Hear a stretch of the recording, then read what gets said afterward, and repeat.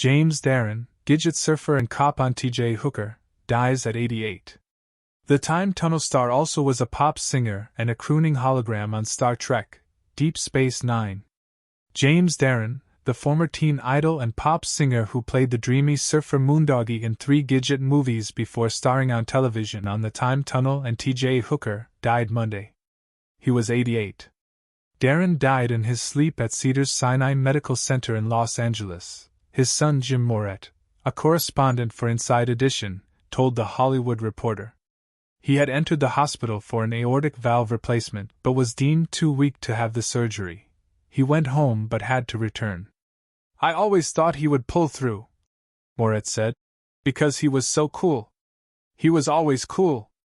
Early in his career, the dark-haired Darren received excellent notices for starring in Let No Man Write My Epitaph, 1960, portraying the son of a hoodlum defended by Humphrey Bogart's character in 1949's Knock on Any Door, and for playing the Greek soldier Spiros Papademos in The Guns of Navarone, 1961.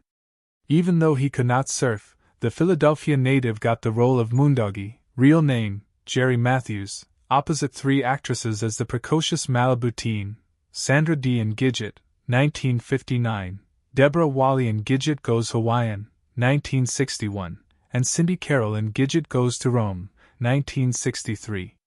Darren then spiraled through history as the headstrong Dr. Tony Newman, an electronics genius, on the 1966-67 ABC adventure series The Time Tunnel, also starring Robert Colbert. Tom Hanks once said it was his favorite show as a kid. In an interview with Tom Weaver for the 2008 book I Talked with a Zombie, Darren said he wasn't interested in doing television or science fiction before he agreed to a meeting with the creator of The Time Tunnel, Rowan Allen.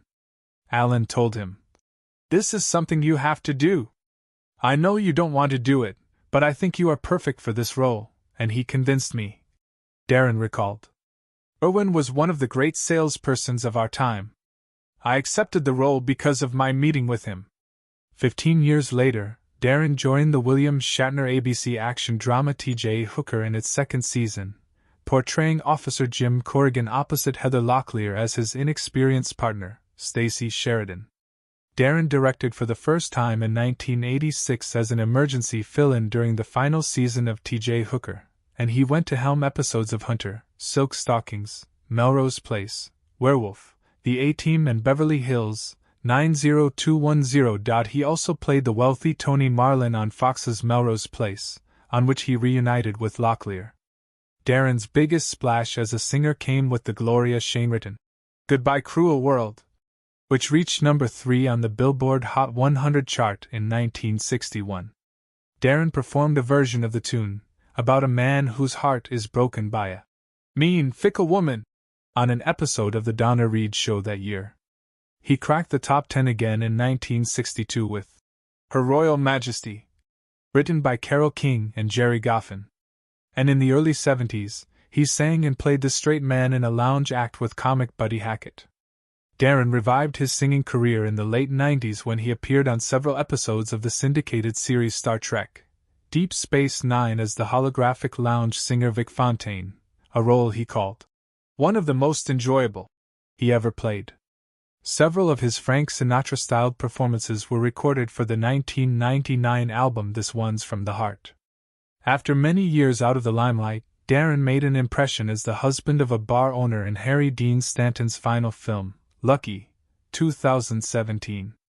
James William Mercolini was born on June 8, 1936.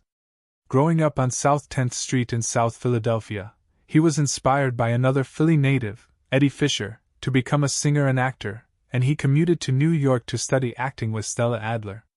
While in the city, the owner of a photography shop connected him to Columbia Pictures talent scout Joyce Selznick, David O.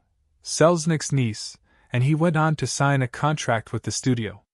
Darren made his film debut as a high school senior and gang member opposite Robert Blake in the crime drama Rumble on the Docks, 1956, then followed with roles in Operation Mad Ball, The Brothers Rico and the Tijuana Story in 1957 and Gunman's Walk in 58. The Gidget movies made him extremely popular with young ladies. The defining moment was when I was at a studio in San Francisco and word got out that I was there. He recalled in a 2015 interview with Los Angeles magazine. Thousands of girls were screaming out front. When I had to leave the building, they tackled me to the ground and pulled pieces of my hair out. The police had to rescue me and took me to the roof until things settled down. To land the Gidget gig, Darren had to convince the producers that he could carry a tune. They were going to use somebody else's voice, but I told them I could sing. He said. We went into one of the sound stages with a piano player, and I sang the song and they said, he can do it. Then they put me on their label, Colpix. Darren also was heard performing in All the Young Men, 1960, Diamond Head, 1962, Under the Yum Yum Tree, 1963, and For Those Who Think Young, 1964. He sang, Almost in Your Arms, at the 1959 Academy Awards and It's a Mad, Mad, Mad, Mad World, on the 1964 Oscar telecast, performed as Yogi Bear in a 1964 animated film, and did a number on a 1965 episode of The Flintstones.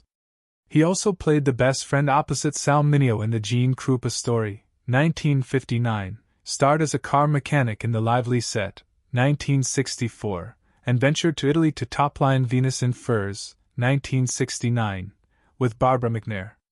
Darren was married to childhood sweetheart Gloria Tulitsky from 1955 until their 1958 divorce, and to Eddie Norland, a former Miss Denmark, from 1960 until his death. He lived for decades in a home on Kimridge Road in Beverly Ridge Estates that had been owned by Audrey Hepburn.